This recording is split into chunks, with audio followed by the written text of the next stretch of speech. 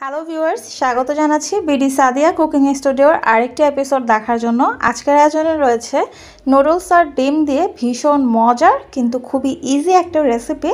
বাচ্চারা তো খুবই পছন্দ করে খাবে, বড়রাও কিন্তু অনেক বেশি পছন্দ করে। আশা করছি আমার আজকের রেসিপিটি আপনাদের ভালো লাগবে। তাহলে চলুন দেখে নিচ্ছি কিভাবে খুব সহজেই এই রেসিপিটা তৈরি করা যায়।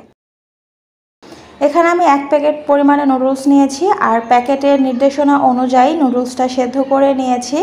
দেখে নিশ্চয়ই বুঝতে পারছেন যে নুডলসটা কিন্তু একেবারে নরম করে সেদ্ধ করা হয়নি, পানি ছেঁকে নিয়েছি। আর এখানে দিয়ে দিলাম একটি রুম টেম্পারেচারে থাকা ডিম। তবে আপনারা যদি ডিমের পরিমাণটা একটু বেশি পছন্দ করেন সেক্ষেত্রে 2টো ডিম দিতে পারেন।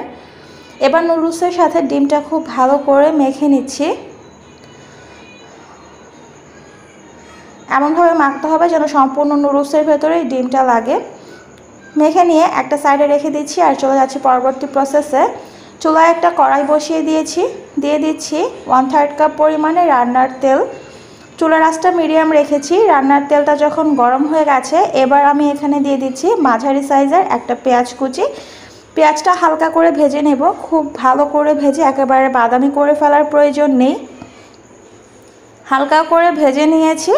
এবার এখানে দিয়ে দিচ্ছি আমি 1.5 কাপ পরিমাণে আলু কুচি। আলুটা কিন্তু একেবারে মিহি কুচি করিনি, আবার বেশ মোটাও রাখিনি।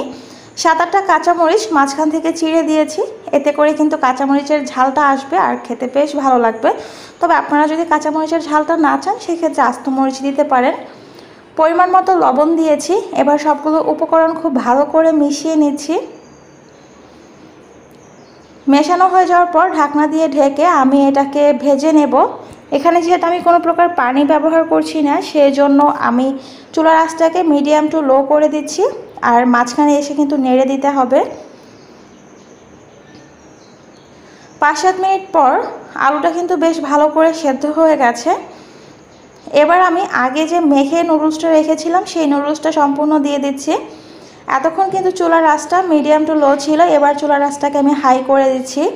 হাই হিটে খুব ভালো করে আলুর সাথে নুডলসটা ভেজে নিতে হবে।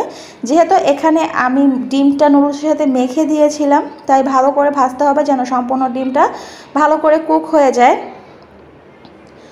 দেখতে পাচ্ছেন ডিমটা কিন্তু খুব ভালো করে কুক হয়ে গেছে। এবার চুলার আঁচটা বাড়ানো থেকে মিডিয়াম করে দিচ্ছি। দিয়ে দিচ্ছি 1 চামচ পরিমাণে কালো গোলমরিচ গুঁড়া। সয়া সস দিয়ে দিচ্ছি 1 টেবিল চামচ পরিমাণে। আর নুডলসের প্যাকেটের সাথে একটা মশলার প্যাকেট ছিল, সেই মশলাটা সম্পূর্ণটাই এখানে দিয়ে দিলাম। এবার খুব ভালো করে সবগুলো উপকরণ নুডলসের সাথে মিশিয়ে নিচ্ছি। আপনারা চাইলে কিন্তু এখানে টমেটো সসটাও এই পর্যায়ে মিশিয়ে নিতে পারেন। খুব ভালো করে কিন্তু সবগুলো উপকরণ মিশিয়ে নিয়েছি আর নুডলসটাও কিন্তু তৈরি হয়ে গেছে। এখন শুধু ঝটপট পরিবেশনের পালা। আশা করছি আমার রেসিপিটি সবার ভালো লেগেছে।